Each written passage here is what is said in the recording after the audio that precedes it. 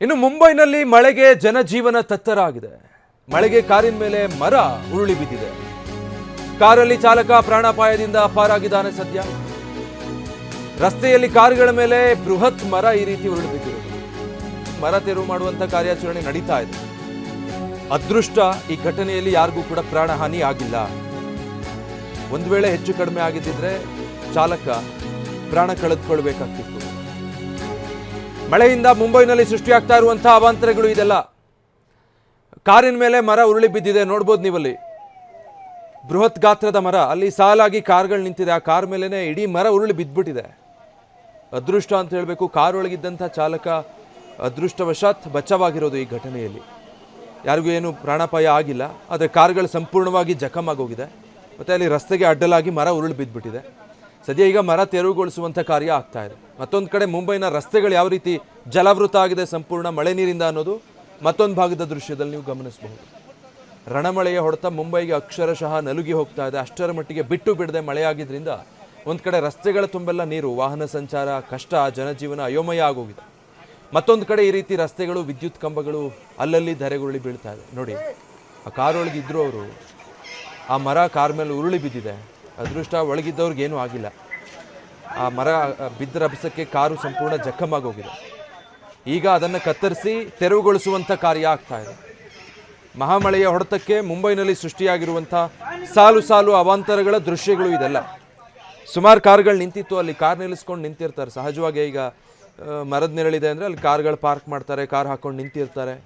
ಹಾಗೇನಾದರೂ ಆದಾಗ ಈ ರೀತಿ ದೊಡ್ಡ ದೊಡ್ಡ ಮರ ಕಾರ್ಗಳ ಮೇಲೆ ಹಿಂಗೆ ಏಕಾಏಕಿ ಬಿದ್ದರೆ ಒಳಗಿರೋರ ಕತೆ ಏನಾಗಬೇಡ. ನಾವು ಬೆಂಗಳೂರಲ್ಲೂ ಕೂಡ ಇಂಥ ಘಟನೆಗಳನ್ನು ನೋಡಿದ್ದೀವಿ. ಸದ್ಯ ಮುಂಬೈನಲ್ಲಿ ರಣಮಳೆ ಆಗ್ತಾ ಇರೋದ್ರಿಂದ ಮುಂಬೈ ಮಹಾನಗರದಲ್ಲೂ ಕೂಡ ಅಂಥದ್ದೇ ಪರಿಸ್ಥಿತಿ ನಿರ್ಮಾಣ ಆಗೋಗಿದೆ. ರಸ್ತೆಗಳಂತೂ ಒಳ್ಳೆ ನದಿ ರೀತಿ ಭಾಸ ಆಗ್ತಾ ಇದೆ. ವಾಹನಗಳನ್ನು ಚಲಾಯಿಸೋದೇ ಕಷ್ಟ.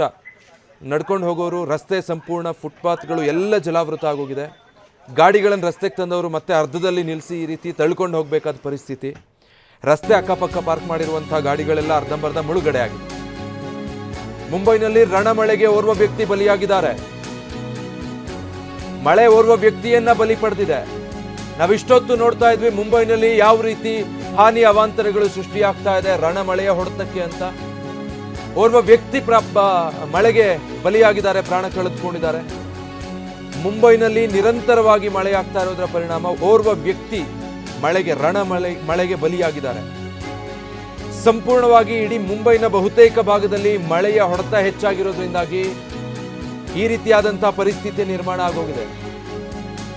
ರಸ್ತೆಗಳಲ್ಲಿ ನೀರು ತೆರವಾಗ್ತಾ ಇಲ್ಲ, ಮರಗಳು ರಸ್ತೆಗಳು ಬೀಳ್ತಾ ಇದೆ. ಈಗ ಒಬ್ಬ ವ್ಯಕ್ತಿ ಬಲಿಯಾಗಿದ್ದಾರೆ. ಮರ ಬಿದ್ದು 63 ವರ್ಷದ ವೃದ್ಧ ಹೀಗೆ ಬಲಿಯಾಗಿರೋದು. ಈಗಷ್ಟೇ ನಾವು ಒಂದು ಇನ್ಸಿಡೆಂಟ್ ಗಮನಿಸ್ತಾ ಇದ್ವಿ. ಕಾರ್ಗಳ ಮೇಲೆ ಮರ ಬಿದ್ದಿತ್ತು. ಆ ಇನ್ಸಿಡೆಂಟಲ್ಲೂ ಕೂಡ ಚಾಲಕ ಸ್ವಲ್ಪದರಲ್ಲೇ ಬಚಾವಾಗಿದ್ರು.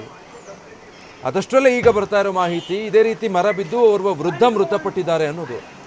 63 ವರ್ಷದ ವೃದ್ಧ, ಅವರ ಮೇಲೆ ಮರ ಬಿದ್ದು ವೃದ್ಧ ಪ್ರಾಣ ಕಳೆದುಕೊಂಡಿದ್ದಾರೆ.